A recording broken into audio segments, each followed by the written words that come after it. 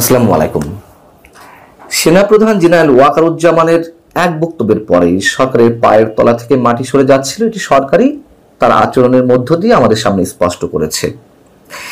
এবং জেনারেল ওয়াকারুজ্জামান কেন রাজনৈতিক বক্তব্য দিবেন এমন প্রশ্ন তুলে সরকারের মধ্য থেকে মন্ত্রী প্রতিমন্ত্রী পদমর্যাদার দায়িত্বে থেকে এবং ডক্টর মোহাম্মদ ইউনূসের যে দল জাতীয় নাগরিক কমিটির নেতারা সহ কোন কোন দলের নেতারা যে যুদ্ধংদেহী মনোভাব পোষণ করছিলেন, প্রশ্ন তুলছিলেন যে জেনারেল ওয়াকারকে যদি রাজনীতিতে আসতে হয় তাহলে গায়ের উর্দি খুলে আসতে হবে। এমন একটা অবস্থায় অনেকের মনে প্রশ্ন যে কি হতে যাচ্ছে, কোনো চমক আসতে যাচ্ছে কিনা। হাওয়া যেহেতু প্রতিনিয়ত বদলাচ্ছে, কেউ স্পষ্ট করে বলতে পারেন না যে কি হতে যাচ্ছে। তবে এমন সব প্রশ্নের মধ্য দিয়ে আমরা সবশেষ সোমবার ক্যান্টনমেন্টে সেনাপ্রধান জেনারেল ওয়াকারুজ্জামানের সঙ্গে জামাতের শীর্ষ নেতাদের যে বৈঠক, তার মধ্য দিয়ে আমরা বলতে পারি কিছু একটা হচ্ছে, এবং এই কথা আমি সবসময় বলে আসছি। এবং সবশেষ গত 2 দিনে ঘটনা পরম্পরায় আমাদের সামনে যা উপস্থিত হচ্ছে, মনে হতেই পারে যে হাওয়া বদলাচ্ছে খুব দ্রুত। প্রথমত সেনাবাহিনীর পক্ষ থেকে সাংবাদিক সম্মেলন করে আনুষ্ঠানিকভাবে জানিয়ে দেওয়া হলো দেশের স্বাধীনতার সার্বভৌমত্বের প্রশ্নে বাংলাদেশ সেনাবাহিনী কারোর সাথে কোনো আপোষ করবে না, এবং করিডোরের ক্ষেত্রে তারা স্পষ্ট জানিয়ে দিল এটি তারা কোনোভাবেই মানবে না। আবারও জানিয়ে দিল। নিঃসন্দেহে এর মধ্য দিয়ে আমরা অনেক গুরুত্বপূর্ণ বার্তা পেয়েছি। একই সঙ্গে বিএনপি সেনাপ্রধানের বক্তব্য সমর্থন দিয়েছে।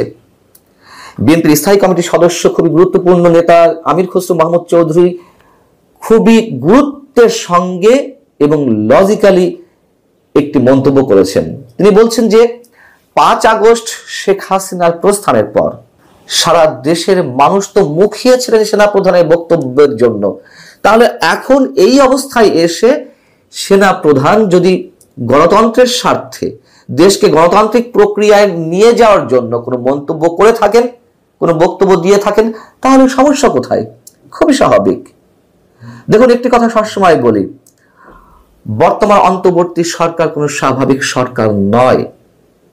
এখানে সেনাবাহিনীর অবশ্যই অনেক বড় ধরনের ভূমিকা রয়েছে দেশকে নৈরাজ্যময় একটা অবস্থা থেকে উত্তরণের জন্য। এ বিষয়ে আরো বলছি, তার আগে একটু বলি যে জামাতের বৈঠকে কারা উপস্থিত ছিলেন। জামাতের নেতাদের মধ্যে ছিলেন জামাতের শীর্ষ নেতা আমির ডাক্তার শফিকুর রহমান এবং নায়েবে আমির আব্দুল্লাহ মোহাম্মদ তাহের। গণমাধ্যমের পক্ষ থেকে যখন জানতে চাওয়া হলো বৈঠক বিষয়ে, তখন আব্দুল্লাহ মোহাম্মদ তাহের বলছেন আসলে এটা তো সৌজন্য সাক্ষাৎ ছিল, কেবল সামগ্রিকভাবে বর্তমান পরিস্থিতির ব্যাপারে কিছুটা কথাবার্তা হয়েছে, এই তো। কি কি বিষয়ে আলোচনা হয়েছে সেটি জানতে চাইলে তিনি বলছেন সেনাপ্রধান বা সেনাবাহিনী কারোর সঙ্গে আমাদের ফরমালি কোনো বৈঠক হয়নি। আবারও সে কথা। এখন নির্বাচন বা রাজনৈতিক কোনো বিষয় আলোচনা হয়েছে কিনা সেই প্রশ্নের জবাবে তিনি বলছেন যতটুকু বলেছি এর বেশি কিছু বলতে পারবো না। তার মানে এই যে এর বেশি কিছু বলতে পারবো না, এর মধ্য দিয়েই আমরা স্পষ্ট যে আরো অনেক বেশি বিষয়ে আলোচনা হয়েছে। এবং জামায়াতে ইসলামী জরুরি সংবাদ সম্মেলন ডেকেছে মঙ্গলবার রাজধানীর ডিপ্লোমা ইঞ্জিনিয়ার্স ইনস্টিটিউশনে। জামাত সাম্প্রতিক সময়ে রাজনীতিতে মুরব্বীর ভূমিকায় অবতীর্ণ হওয়ার চেষ্টা করছে। 21 মে অফিসার্স অ্যাড্রেসে সেনাপ্রধান যে বক্তব্য দিয়েছিলেন, তারপরে সরকারের মধ্যে যে তুমুল একটা উদ্বেগের বিষয় আমাদের সামনে স্পষ্ট হলো। তারপরে জামাতের পরামর্শ ছিল সর্বদলীয় বৈঠক আহ্বানের। একই সঙ্গে ডক্টর মোহাম্মদ ইউনূসের দল এনসিপি, তাদের নেতারাও বললেন যে শনিবার পর্যন্ত আমাদের সময় দিন, আপনি পদত্যাগ করবেন না, আমরা সবকিছু ম্যানেজ করে ফেলছি, সব দলের একাত্মতা সমর্থন আপনার প্রতি আসবে। আমরা দেখলাম যে সেই ধরনের একটি আয়োজন করা হলো সরকারের পক্ষ থেকে। এটা একটা প্রহসনের আলোচনা। আমি নিঃসন্দেহে বলবো সরকার তার অবস্থানে আছে, শুধু রাজনৈতিক দলগুলো গিয়েছে আর আসছে, তাদের সেই পুরনো বক্তব্যগুলো দিয়ে আসছে, তো সরকার ফুরফুরে মেজাজ আছে, থাকতেই পারে। এখন কেউ কেউ প্রশ্ন তুলতে পারেন যে গত 5 আগস্ট শেখ হাসিনা দেশ ত্যাগ করার পরে যে আলোচনার ক্যান্টনমেন্টে আয়োজন করা হলো, কাদেরকে ডাকা হয়েছে সেই প্রশ্নের জবাবে সেনাপ্রধানের মুখ থেকে প্রথমে জামাতের নামটি বেরিয়েছিল এবং সেখান থেকে অনেকে তাকে আক্রমণ করার চেষ্টা করলেন যে তিনি জামাতের লোক। আবার কি হলো, তিনি নামাজ রোজা করেন, ধর্মকর্ম পালন করেন, এজন্য তিনি মৌলবাদী। কি আশ্চর্য বিষয়! ধর্মকর্ম তো আমরাও পালন করি ব্যক্তিগত জীবনে, তাতে আমরা সবাই মৌলবাদী হয়ে যাব? সে যাক। এখন আবার দেশকে অস্থিতিশীল করতে, নৈরাজ্যের দিকে নিয়ে যেতে বিশেষ কোন কোন পক্ষের পেইড এজেন্ট হয়ে আটলান্টিকের ওপার থেকে কয়েকজন আছেন, তারা জামায়াতের এজেন্ডা বাস্তবায়ন করছেন। বিএনপি সেনাপ্রধানের বিরুদ্ধে বিষোদ্গার করতে করতে মুখে ফেনা তুলে ফেলেছেন। আবার সেই জামাতের সঙ্গে বৈঠক। বিষয়টা কি? এত সহজে সমীকরণ মেলালে হবে না। সেনাপ্রধান ইজ অন রাইট ট্র্যাক, আমি সবসময় বলে আসছি। আবার কেউ কেউ বলেন সেনাপ্রধান শেখ হাসিনা আত্মীয়, অর্থাৎ তিনি গাদ্দারি করছেন দেশের সঙ্গে, ইত্যাদি ইত্যাদি অনেক কথা আছে। সব কথা আসলে বিবেচনায় নিয়েই আমাদের রাজনীতির এই অবস্থা। বিষয়টি হচ্ছে যে সেনাপ্রধান অবশ্যই তার ভূমিকা পালন করবেন। দেশের সাম্প্রতিক যে অবস্থা, তাতে সেনাবাহিনীকে এই বিষয়গুলো অ্যাভয়েড করার কোনো সুযোগ নেই, এটি অনেকেই বলছেন। এর আগে আমরা দেখেছি যে দেশটাকে কেউ কেউ নিজের বাপের মনে করেছেন, এখন এই অবস্থায় এসেও কেউ কেউ তাদের নিজেদের বাপের বলে মনে করছেন। দেশটা কারো বাপের নয়। কথাগুলো শুনতে খারাপ লাগতে পারে, বাধ্য হলাম এভাবে বলতে। মানে এই দেশটাকে নিয়ে যেভাবে ছিনিমিনি খেলা হচ্ছে, অভিযোগ ছিল ভারত তার আধিপত্য কায়েম করছে, এখন কি হচ্ছে?